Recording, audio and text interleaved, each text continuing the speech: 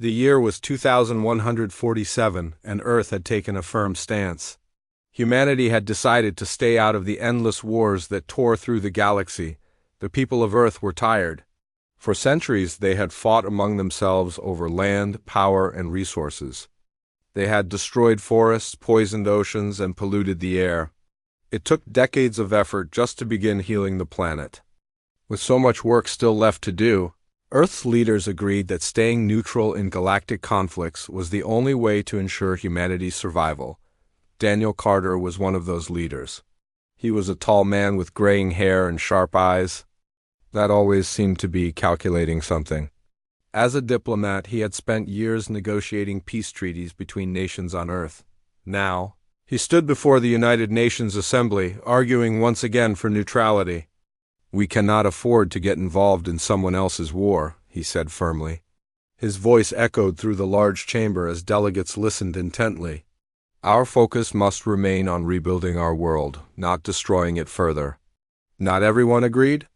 With Daniel. Rachel Monroe, a brilliant scientist working at the International Space Research Institute, often found herself at odds with his views.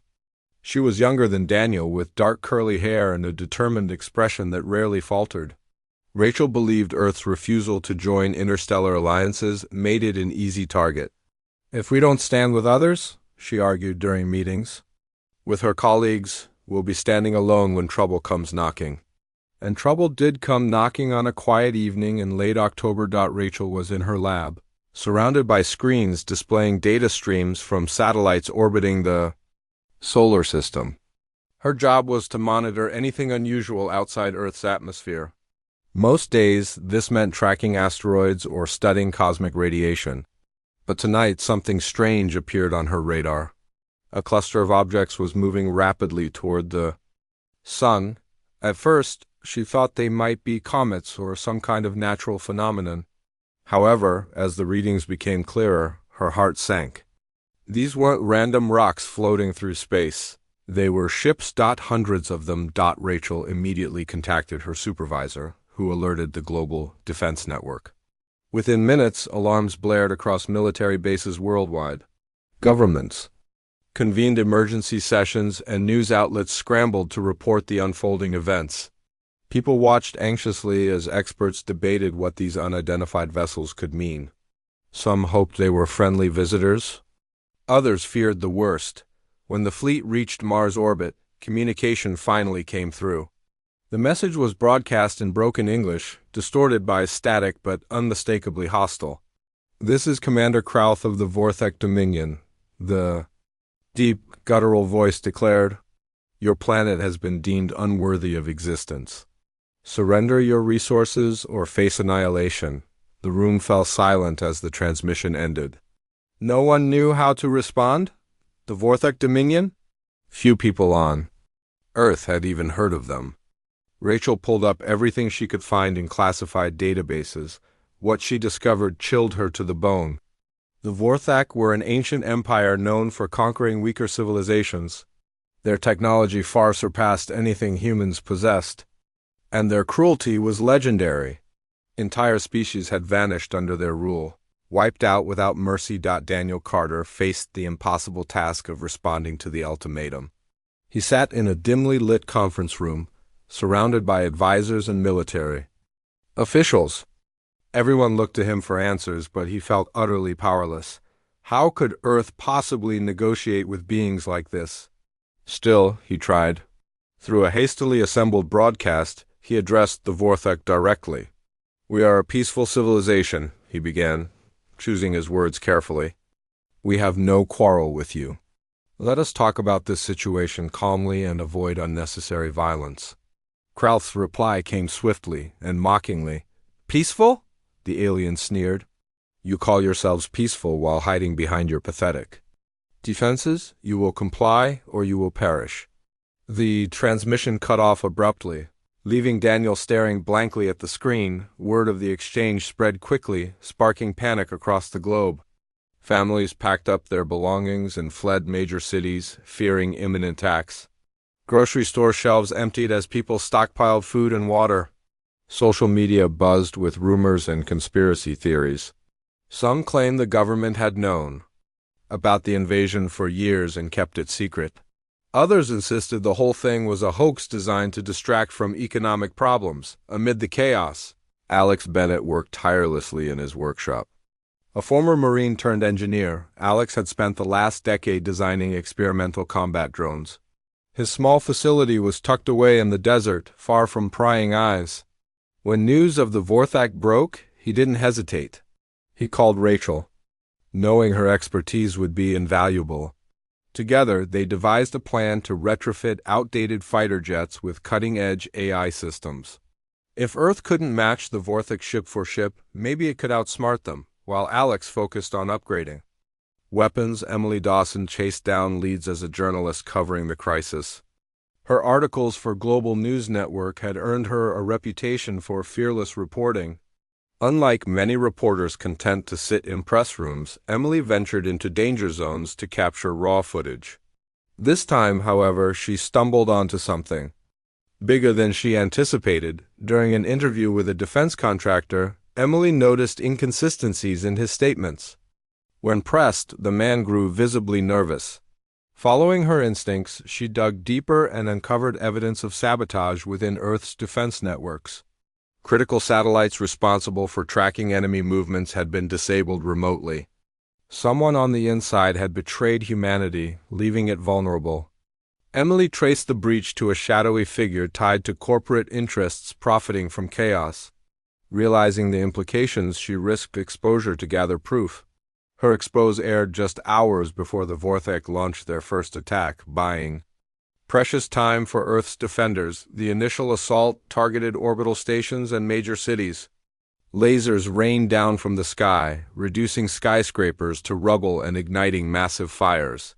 Fighter jets scrambled to intercept the invaders, but the Vorthak ships moved too fast. Their shields deflected every missile fired, rendering Earth's weapons useless. Civilians screamed as explosions rocked their neighborhoods. Hospitals overflowed with casualties, and emergency services struggled to keep up. Despite the overwhelming odds, humanity refused to give up. Pilots flew suicide missions, ramming their planes into enemy vessels in desperate attempts to cause damage. Ground troops mobilized en masse, preparing for urban warfare. Even ordinary citizens joined the fight, using whatever tools they could find to defend their homes. In Chicago, a group of factory workers armed with makeshift flamethrowers held off a squad of alien drones long enough for reinforcements to arrive. In Tokyo, teenagers hacked into abandoned robots and repurposed them as sentries. Back at the International Space Research Institute, Rachel monitored the battle from afar. Each loss weighed heavily on her conscience. She had warned about this day, yet here it was, worse than she imagined. As she analyzed the Vorthak tactics, she noticed patterned small windows of opportunity where their defenses dropped momentarily. Sharing this information with Alex, she helped refine his drone designs to exploit those weaknesses. For now, Earth survived, but barely. The cost of resistance mounted daily and morale wavered. People began to wonder if surrender might be the only option, yet amidst the despair, a spark of hope lingered. Perhaps help would come from beyond the stars. Perhaps Earth wasn't truly alone after all. As night fell over the ravaged planet, Rachel gazed out her window at the glowing horizon. Somewhere out there, amid the vastness of space, lay answers and allies. All they needed was a chance to reach them. The Vorthak fleet loomed over Earth like a storm cloud, casting a shadow of fear across the planet. Each day brought new devastation as their ships descended upon cities, unleashing waves of destruction. The once blue skies were now streaked with smoke and fire, and the air carried the acrid smell of burning metal and ash. Humanity fought back with everything it had, but the truth was undeniable. Earth's technology was no match for the advanced weaponry of the Vorthak. Alex Bennett worked around the clock in his desert workshop. His hands moved quickly, adjusting wires and calibrating circuits on the combat drones he had been developing. These machines were far from perfect, but they represented Earth's best chance at survival. With Rachel Monroe's help, Alex had managed to integrate AI systems into outdated fighter jets, creating hybrid weapons capable of adapting to enemy tactics. It wasn't much, but it was something. Rachel spent her days analyzing data from the ongoing battles. She studied every move the Vorthek made, searching for patterns or weaknesses. Her sharp mind processed information faster than most computers, and she often stayed up late into the night, fueled by coffee and determination.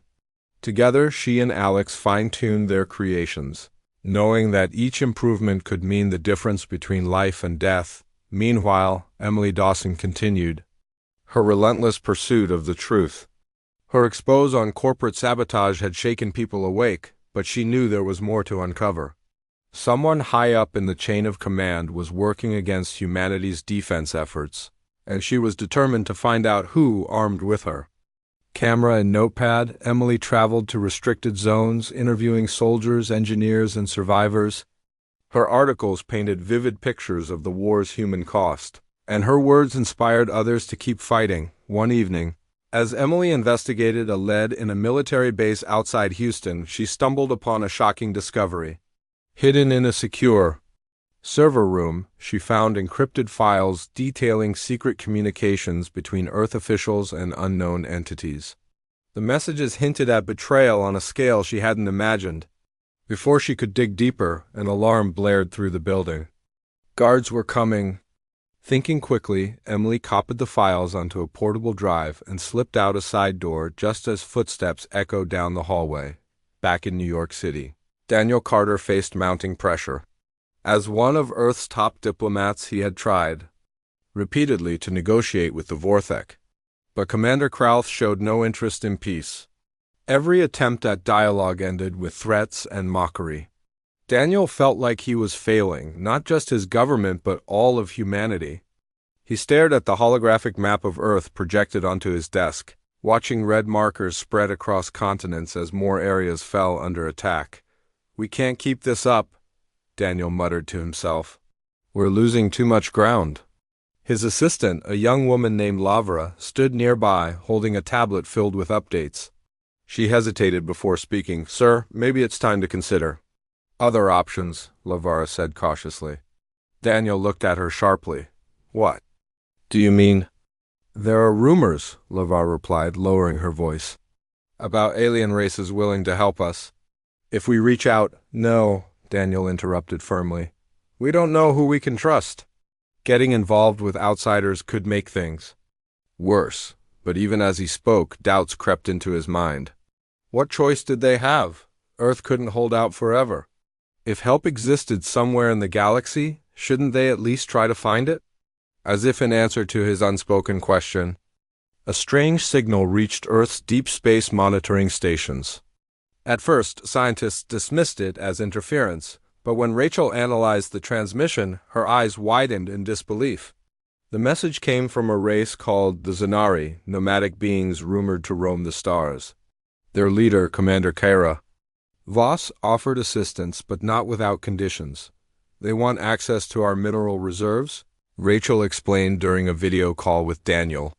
Her face lit up with cautious optimism. "In exchange, they'll fight alongside us," Daniel frowned. "That sounds like extortion." "It's leverage," Rachel countered. "And right now, we don't have any better offers." Reluctantly, Daniel agreed to meet with the Zanari.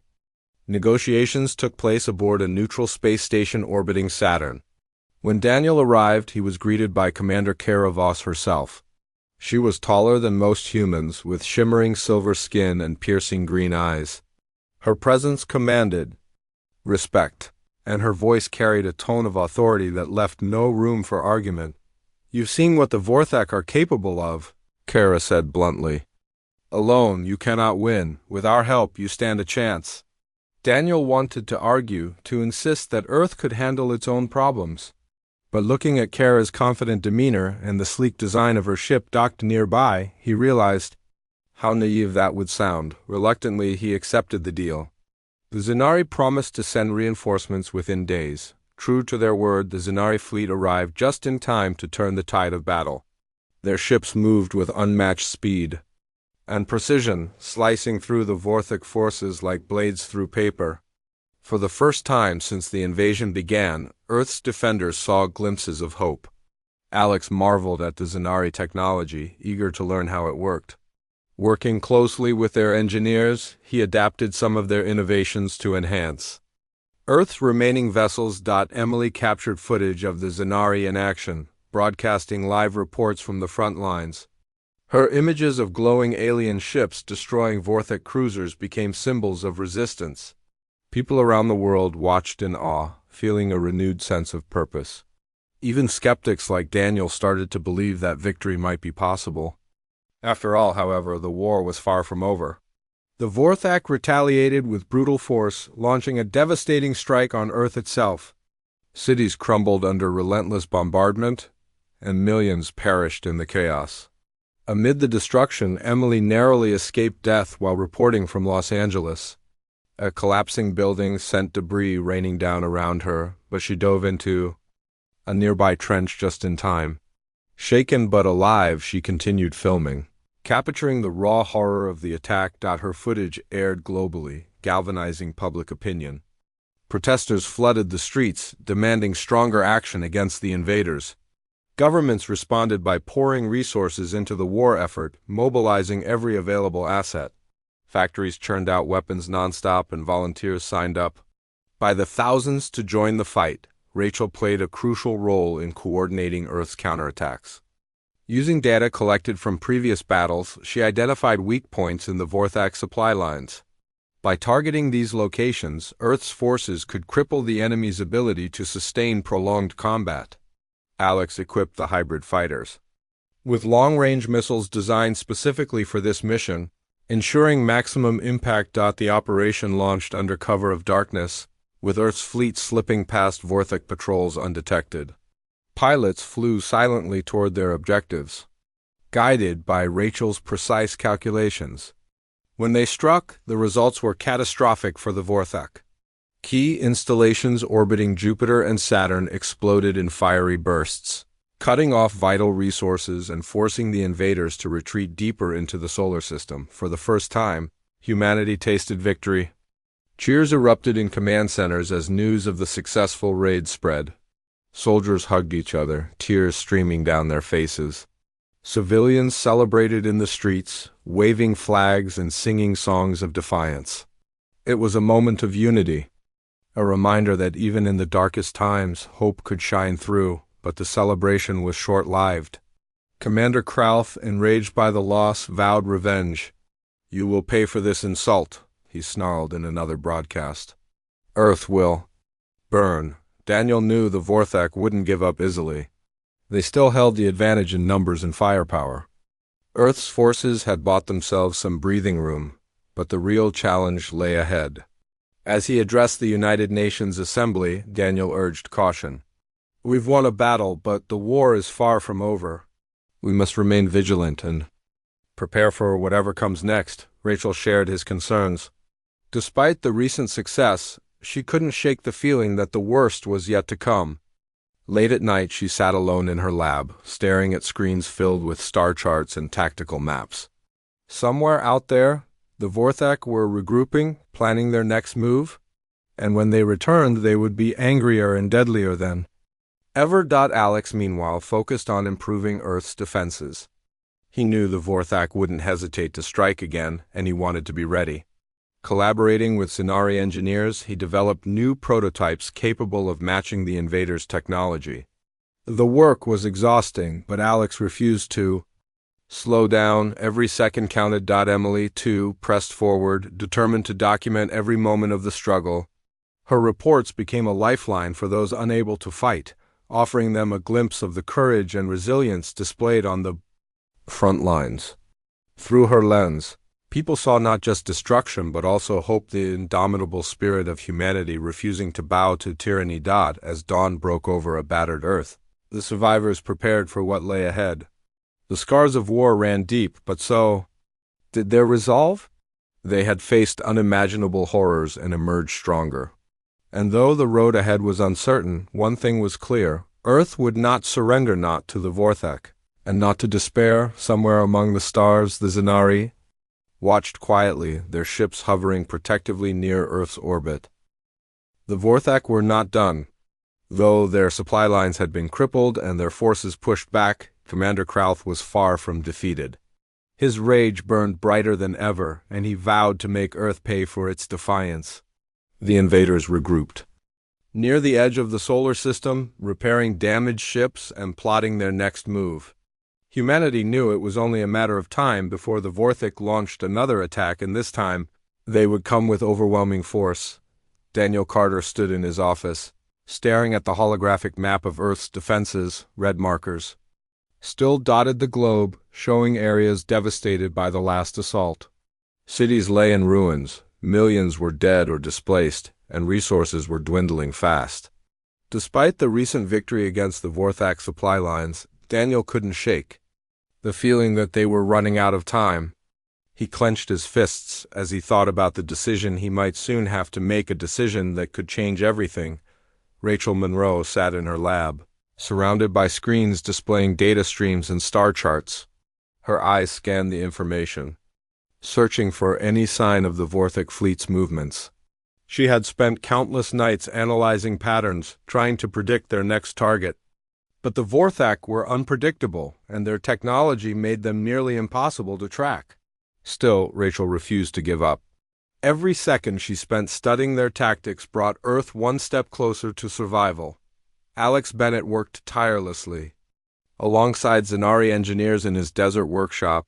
Together, they had developed new prototypes capable of rivaling the Vorthak's advanced weaponry. Alex's hybrid drones now carried energy shields reverse-engineered from Zanari designs, giving them a fighting chance against the invaders. He tested the machines repeatedly, fine-tuning every detail. Sweat dripped down his face as he worked, but he didn't stop. There was no room for failure, not when so much depended on him. Emily Dawson remained on the front lines, capturing the war's raw reality for the world to see. Her footage showed both the devastation and the resilience of humanity. In one report, she filmed a group of civilians rebuilding a neighborhood destroyed by the Vorthak. Men, women, and children worked side by side, clearing rubble and salvaging what they could. Their determination inspired others to keep fighting, even in the face of overwhelming odds. Emily's camera became a symbol of hope, reminding people that they were not alone, but the cost of resistance continued to mount. Hospitals overflowed with wounded soldiers and civilians, and supplies grew scarce. Food shortages led to riots in some cities, while others struggled to maintain order. Governments debated whether to impose martial law, fearing the chaos might spiral out of control. Amid the turmoil, rumors spread about a secret weapon hidden deep within Earth's military archives. A weapon powerful enough to turn the tide of the war. Project Eclipse had been conceived decades ago as a last resort. Its creators envisioned it as a deterrent, something to ensure Earth's survival if all else failed. The weapon operated by destabilizing entire planets, creating massive gravitational shifts that could tear apart anything in its path. It was a terrifying concept, one that had never been tested. Many considered it too dangerous to use, arguing that unleashing such power would make humanity no better than the Vorthik. Daniel wrestled with the decision. On one hand, Project Eclipse offered a way to end the war quickly and decisively. If deployed correctly, it could obliterate the Vorthak fleet in moments. But the consequences were unimaginable. Using the weapon risked catastrophic collateral damage, potentially destroying innocent lives along with the enemy. Daniel paced his office, weighing the options. Could he justify sacrificing part of Earth or even other planets to save the rest? Rachel approached him later that evening, her expression grave. "We can't use Project Eclipse," she said firmly. "It's too risky. We'd be crossing a line we can't come back from." "I know," Daniel replied, his voice heavy with exhaustion. "But what choice do we have? If we don't act soon, the Vorthak will wipe us out completely." "There is another way," Rachel insisted. She pulled up a set of schematics on her tablet. "We infiltrate their flagship, disable their command center from the inside. Without leadership, their forces will fall into disarray." Daniel frowned. "That's suicide. How do you expect us to get close enough to pull it off?" "We have the Zanari cloaking technology," Rachel explained. If we use it right, we can slip past their defenses undetected.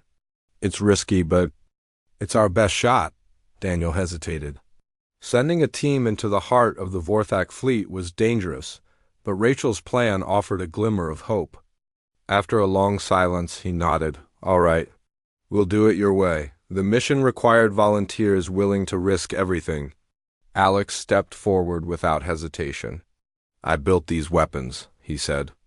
I'm going to make sure they work. Emily joined him, determined to document the operation firsthand. A small team of soldiers rounded out the group, each member handpicked for their skills and bravery. Preparations began immediately. Using Zinari cloaking devices, the team retrofitted a stolen Vorthak shuttle to blend in with the enemy fleet. They loaded it with explosives and cutting-edge gear designed to bypass the Vorthak security systems. Alex double-checked every piece of equipment, ensuring nothing would fail during the mission. Emily recorded every step, knowing the footage. Might be the last thing she ever captured. As the team prepared to launch, Daniel addressed them privately. You're risking your lives for everyone on this planet, he said, his voice thick with emotion. No matter what happens, know that we're grateful. The shuttle departed under cover of darkness, slipping quietly through Earth's atmosphere and into the void of space. The journey to the Vorthak flagship felt endless, each moment stretching longer than the last. Inside the cramped cockpit, tension hung thick in the air. No one spoke, focusing instead on the task ahead. The cloaking device hummed softly, masking their presence as they approached the massive alien vessel. When they reached the flagship, the team held their breath. The shuttle docked seamlessly, blending in with the dozens of other craft attached to the ship. One by one, they disembarked, moving silently through dimly lit corridors.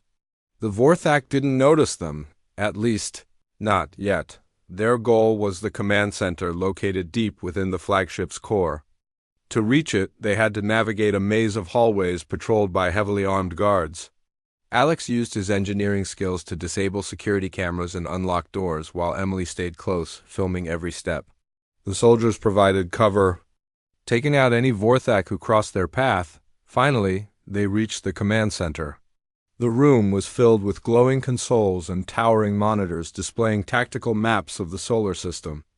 At the center stood Commander Krauth himself, barking orders to his subordinates. Alex set to work planting explosives around the room, careful not to attract attention.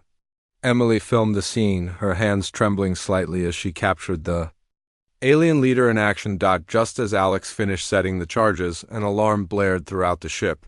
Someone had discovered their presence. Vorthak soldiers swarmed into the command center, weapons drawn. The team fought back fiercely, using every trick they had learned in training.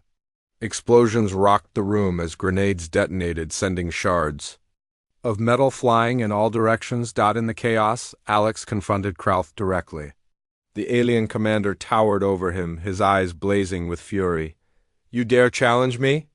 Krauth roared, raising a massive clawed hand. Alex didn't flinch. He activated a device strapped to his wrist, emitting a high-frequency pulse that disrupted Krauth's armor. The alien stumbled backward, giving Alex just enough time to plant the final charge.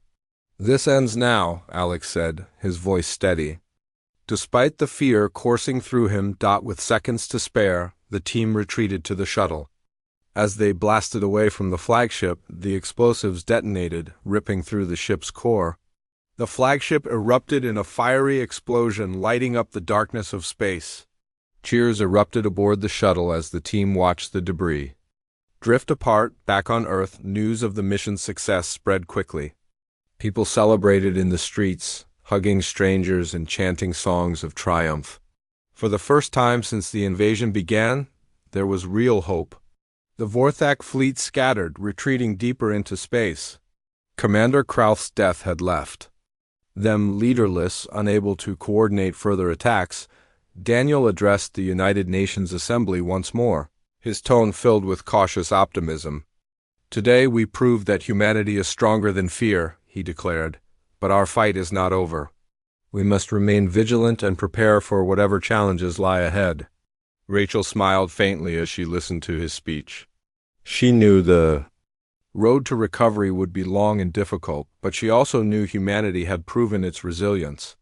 Together with allies like the Zanari, Earth could rebuild and rise stronger than ever. As night fell over the battered planet, Alex and Emily stood, side by side, gazing at the stars. The sky was clearer now, free of the smoke and fire that had clouded it for so long. Somewhere among those distant lights lay answers, and perhaps peace. Whatever happened next, they knew one thing for certain: Earth would never surrender again. The destruction of the Vorthak flagship sent shockwaves through their fleet. Without Commander Krauth to lead them, the invaders faltered, their once unstoppable forces reduced to disarray. Ships scattered across the solar system, retreating into the void of space. For the first time since the invasion began, Earth's skies were quiet. The absence of lasers and explosions felt surreal, almost unnatural. People stepped outside cautiously, blinking at the sunlight as if seeing it for the first time in months, but the victory came at a cost. The team that had infiltrated the flagship returned battered and bruised, their shuttle barely holding together as it re-entered Earth's atmosphere. Alex Bennett limped out of the craft, his face streaked with soot. And blood? Emily Dawson followed close behind, her camera dangling from her neck, its lens cracked but still functional. Neither of them spoke as medics rushed forward to tend to their wounds. They had done what many thought impossible, but they knew the war wasn't over yet. Daniel Carter watched the footage of the mission in stunned silence. The images of Krauth's death and the flagship's destruction played on repeat in his mind. It was a turning point, no doubt, but he couldn't shake the feeling that the Vorthak would regroup. Their empire stretched across countless star systems, and losing one commander wouldn't deter them forever. Still, the success of the mission gave him hope, a fragile, flickering hope that humanity might actually stand a chance. Rachel Monroe pored over data from the battle, analyzing every detail of the Vorthak retreat. She noticed something troubling. Several ships had broken off from the main fleet and headed toward distant moons within the solar system. "They're not leaving," she told Daniel during a late-night meeting. "They're regrouping. And they'll be back stronger next time." Her words weighed heavily on everyone in the room. The Zanari engineers who had worked alongside Alex nodded grimly. Commander Kara Voss, who had joined the discussion via hologram, agreed. "The Vorthak are relentless," she said. "Their pride will demand vengeance. We must prepare for their return." Preparations began immediately. Earth's remaining forces worked around the clock to fortify defenses and repair damaged ships. Factories churned out weapons and supplies nonstop, while volunteers trained tirelessly for future battles. Civilians pitched in wherever they could, donating food, materials, and even their homes to house displaced soldiers. A sense of unity was palpable, a testament to humanity's resilience in the face of overwhelming odds. In the weeks that followed, Alex collaborated closely with the Zanari engineers to improve Earth's fleet. Using technology salvaged from the destroyed Vorthak flagship, they developed new weapons capable of piercing the invaders' shields. Alex spent long hours in his workshop, fine-tuning every piece of equipment. His hands moved quickly, driven by a determination to ensure no one else would suffer the way they had during the invasion. Emily documented the rebuilding efforts, capturing moments of both despair and triumph. Her reports showed the world how ordinary people were stepping up to protect their planet. In one segment, she filmed a group of farmers converting their fields into makeshift landing pads for fighter jets. In another, she highlighted children painting murals on bombed-out buildings, filling the ruins with color and life. Her stories reminded viewers that even in the darkest times, there was beauty and courage to be found. Meanwhile, Rachel continued her research, searching for any advantage Earth could use against the Vorthak. She spent countless nights studying star charts and analyzing patterns in the invaders' movements. One night, while reviewing data from Saturn's moons, she discovered something alarming. The Vorthak had established hidden bases in the rings of Saturn and Jupiter. These outposts served as staging grounds for future attacks, allowing the invaders to launch surprise assaults without warning. Rachel shared her findings with Daniel, who called an emergency meeting with military leaders and Zanari representatives. We can't wait for them to strike again, Rachel urged. We need to hit them first, destroy those bases before they become fully operational. The plan was risky. Attacking the Vorthak directly on their territory meant venturing deep into hostile space. But Rachel argued that it was the only way to prevent another devastating invasion. After much debate, Daniel reluctantly agreed. If we don't act now, he said, we'll lose everything we've fought for. The operation was dubbed Operation Eclipse, named after the secret weapon Earth had decided not to use. Instead, the mission focused on precision strikes aimed at dismantling the Vorthak infrastructure. Hybrid fighters equipped with Zanari, cloaking devices would approach the bases undetected, planting explosives to disable key systems. Once the charges detonated, Earth's main fleet would move in to finish the job. Alex led the engineering team responsible for outfitting the fighters. He worked alongside Zanari engineers, integrating advanced shielding and propulsion systems into the ships. Each modification brought them closer to matching the Vorthak's capabilities. This is our best shot, Alex told his crew as they tested the final prototypes. Let's make sure it counts. Emily volunteered to accompany the strike team, determined to capture the operation firsthand. Despite protests from her colleagues, she insisted on going. People need to see this, she said. They need to know we're fighting back, not just surviving. The night before the mission, the team gathered in a briefing room aboard the Unity, Earth's flagship. Commander Kara Voss addressed them, her voice steady and commanding. You are about to embark on one of the most dangerous missions humanity has ever undertaken, she said. But you are not alone. The Zanari stand with you, and together we will turn the tide of this war. As dawn broke over Earth, the fleet launched into space. The hybrid fighters slipped past Saturn's rings, their cloaking devices rendering them invisible to Vorthak sensors. Inside each cockpit, pilots held their breath, knowing that one wrong move could mean disaster. Alex monitored the mission from the Unity, his heart pounding as he tracked the team's progress. When the strike team reached the first base, they moved quickly and quietly. Explosives were planted at strategic points, targeting power generators and communication hubs. The charges detonated simultaneously, sending shockwaves through the facility. Alarms blared as Vorthak soldiers scrambled to respond, but it was too late. Earth's fleet arrived moments later, unleashing a barrage of missiles that reduced the base to rubble. The second base near Jupiter proved more challenging. Its defenses were stronger, and the Vorthak were better prepared. The strike team faced heavy resistance as they approached, forcing them to abandon stealth in favor of direct confrontation. Dogfights erupted in the void of space, ships spiraling and firing in chaotic bursts of light. Alex watched anxiously from the Unity. Directing reinforcements to support the embattled fighters, Emily captured the chaos on her camera, her hands steady despite the danger. Through her lens, she saw the bravery of the pilots, their determination shining even in the face of death. One fighter jet exploded just meters away from her shuttle, debris bouncing harmlessly off its shield.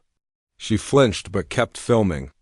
Knowing the importance of her work, after hours of intense combat, the second base fell. The Vorthak forces retreated, leaving behind smoldering wreckage and shattered dreams of conquest. The strike team regrouped aboard the Unity, exhausted but triumphant. Cheers erupted throughout the ship as news of the victory spread. For the first time in months, there was a sense of relief, a fleeting moment of peace amid the storm. Back on Earth, celebrations erupted once again. People poured into the streets, waving flags and singing songs of defiance. Fireworks lit up the night sky, their colors reflecting off the faces of survivors who refused to give up. Daniel addressed the world from the United Nations Assembly, his voice filled with cautious optimism. Today we struck a blow against tyranny, he declared. But our journey is far from over. We must remain united, ready to defend what we hold dear. Rachel watched the broadcast from her lab, a small smile tugging at her lips. She knew the fight wasn't over, but she also knew humanity had proven its strength. Together with allies like the Zanari, Earth could rebuild and rise stronger than ever. As the days passed, the scars of war began to heal. Cities started to rebuild, their skylines rising from the ashes like phoenixes. Children returned to schools, laughter echoing through hallways once filled with silence. Farmers replanted their fields, nurturing crops that would feed a hungry population. Slowly but surely, life found a way to continue, but the threat of the Vorthek loomed large in everyone's minds. Somewhere beyond the stars, their empire plotted revenge. Humanity had won battles, but the war was far from over. Yet, as Alex stood beside Emily, gazing at the stars from the deck of the Unity, he felt a quiet confidence. They had faced unimaginable horrors and emerged stronger. Whatever challenges lay ahead, they would face them together, and somewhere among the stars, the Zinari watched silently, their ships standing guard near Earth's orbit. Commander Kara Voss gazed at the blue planet below, her expression thoughtful. Humanity had proven itself worthy of standing alongside the galaxy's greatest warriors. The road ahead would be difficult, but she knew one thing for certain: Earth was no longer alone. The victories at Saturn and Jupiter gave Earth a brief moment of peace, but no one dared to relax. The Vorthak were still out there, licking their wounds and plotting their next move. Everyone knew it was only a matter of time before they returned, angrier and more dangerous than ever. Humanity had proven its resilience, but the scars of war ran deep. Cities lay in ruins, resources were stretched thin, and millions mourned loved ones lost in the conflict.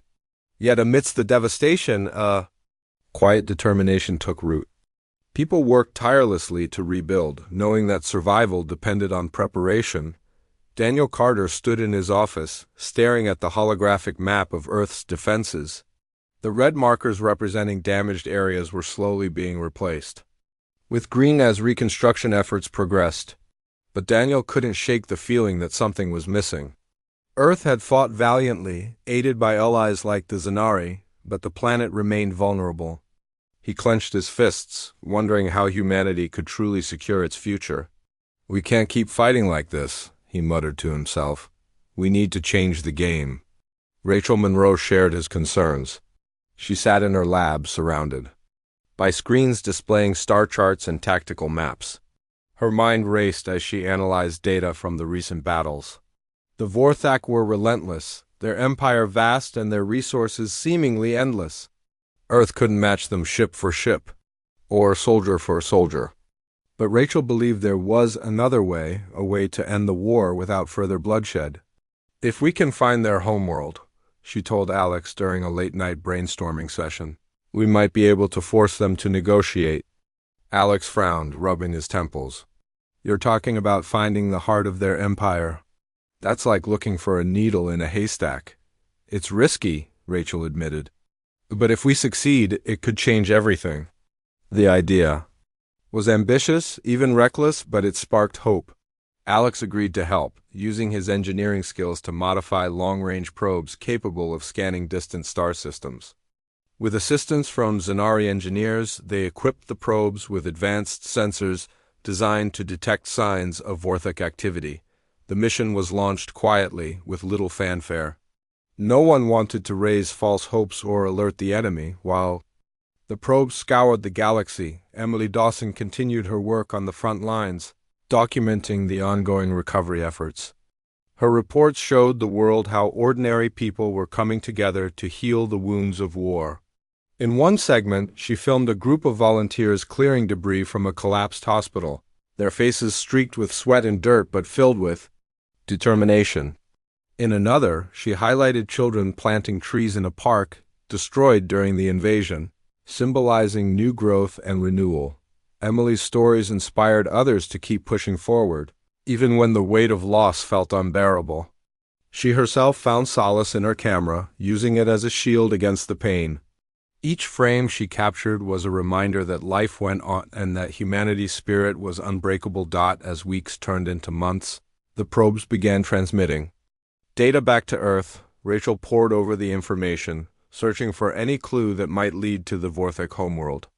One night, while reviewing readings from a distant star system, she noticed something unusual, a massive energy signature emanating from a planet orbiting a dying sun.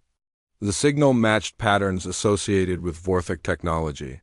"This could be it," she whispered, her heart racing. She immediately alerted Daniel and Commander Kira Voss. The discovery sparked intense debate among Earth's leaders and their Zenari allies. Attacking the Vorthak homeworld was an enormous gamble, one that could provoke devastating retaliation. But Rachel argued that it was also an opportunity to end the war once and for all. If we strike at their core, she said, we can cripple their ability to wage war. It's our best chance to bring them to the negotiating table. After much deliberation, Daniel made the decision to proceed. We've come too far to back down now, he said. If this works, we can secure a future for generations to come. The operation, codenamed Project Dawn, required meticulous planning. A small fleet of hybrid ships, led by the Unity, would travel to the suspected Vorthak homeworld. Using cloaking devices provided by the Zenari, they hoped to approach undetected and deploy experimental weapons designed to disable key infrastructure. If successful, the attack would leave the Vorthak powerless to continue their conquests. Alex worked tirelessly to prepare the fleet, ensuring every ship was equipped with the latest technology. He collaborated closely with Zenari engineers, fine-tuning shields and propulsion systems to withstand whatever challenges lay ahead. Sleep became a luxury he could no longer afford, but he didn't complain. The stakes were too high. Emily volunteered to join the mission, determined to document what might be the final chapter of the war. Despite protests from her colleagues, she insisted on going. People need to see this, she said. They need to know we're taking a stand, not just surviving. The night before departure, the crew gathered in the hangar bay of the Unity. Commander Kira Voss addressed them, her voice steady and commanding. You are about to undertake one of the most dangerous missions in history, she said. But you carry the hopes of two civilizations on your shoulders. Together we will forge a path toward peace. As dawn broke over Earth, the fleet launched into space, disappearing into the void beyond the stars. The journey was long and tense, each passing day bringing them closer to the unknown. Inside the ships, pilots and engineers monitored systems, double-checking every detail. Alex stayed glued to his console, tracking the fleet's progress and making adjustments as needed. Emily filmed the crew, capturing moments of camaraderie and quiet reflection when they reached the target system. The sight that greeted them was both awe-inspiring and terrifying. The Vorthak homeworld loomed large, its surface covered in sprawling cities connected by networks of glowing conduits. Massive orbital stations orbited the planet, bristling with weapons and defenses. It was clear that the Vorthak had spared no expense in fortifying their stronghold. The fleet approached cautiously, their cloaking devices masking their presence. As they neared the planet, Alex activated the experimental weapons, targeting key structures responsible for power distribution and communication. The charges detonated silently, sending shockwaves through the Vorthak infrastructure. Alarms blared across the planet as chaos erupted below, but the Vorthak weren't defenseless. Their orbital stations quickly detected the intruders, launching swarms of drones to intercept the fleet. Dogfights erupted in the vacuum of space, ships spiraling and firing in chaotic bursts of light. Alex coordinated maneuvers from the Unity, directing reinforcements to support embattled fighters.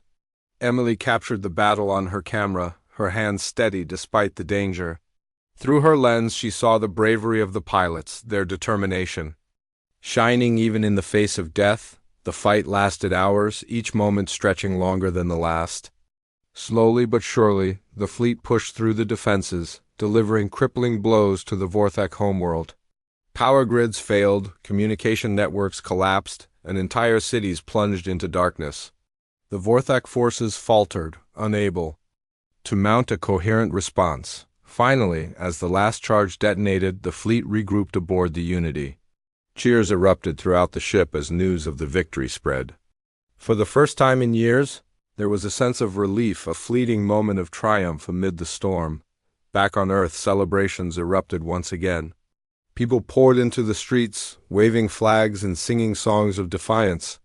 Fireworks lit up the night sky, their colors reflecting off the faces of survivors who refused to give up. Daniel addressed the world from the United Nations Assembly, his voice filled with cautious optimism. "Today we struck a blow for peace," he declared. "But our journey is far from over. We must remain united, ready to build a better future." Rachel watched the broadcast from her lab, a small smile tugging at her lips. She knew the road ahead would be difficult, but she also knew humanity had proven its strength. Together with allies like the Zanari, Earth could rise stronger than ever. In the days that followed, the scars of war began to heal. Cities started to rebuild, their skylines rising from the ashes like phoenixes. Children returned to schools, laughter echoing through hallways once filled with silence. Farmers replanted their fields, nurturing crops that would feed a hungry population. Slowly but surely, life found a way to continue. The Vorthek, weakened and humbled, sent envoys to negotiate peace. Earth's leaders, joined by representatives from the Zanari, met with them aboard a neutral space station. The talks were tense and fraught with mistrust, but eventually an agreement was reached. The Vorthek promised to withdraw from human space and cease all hostilities. In return, Earth agreed not to pursue further retaliation. As the treaty was signed, Daniel felt a mix of emotions, relief, pride, and a lingering sadness for all that had been lost. But he also felt hope. Humanity had faced unimaginable horrors and emerged stronger. Whatever challenges lay ahead, they would face them together, and somewhere among the stars, the Zanari watched silently, their ships standing guard near Earth's orbit.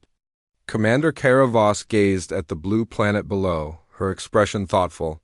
Humanity had proven itself worthy of standing alongside the galaxy's greatest warriors. The road ahead would be difficult, but